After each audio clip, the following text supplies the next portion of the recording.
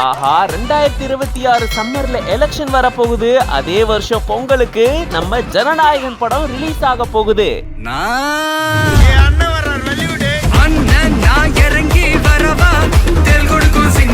இப்படி ஒரு official announcement வந்து தளபதி ரசிகர்களை அப்படியே குஷியாக்கி இருக்கு அப்படின்னு தான் சொல்லணும்.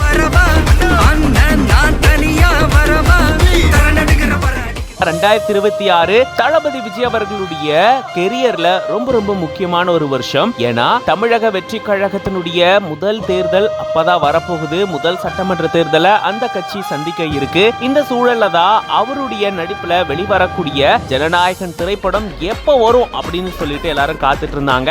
அந்த வகையில ஜனவரி 9, 2026 இந்த திரைப்படம் ரிலீஸ் ஆகும் அப்படின்னு சொல்லியிருந்தாங்க. கேவிஎன் புரொடக்ஷன்ஸ் தான் இந்த படத்தை தயாரிக்கிறாங்க.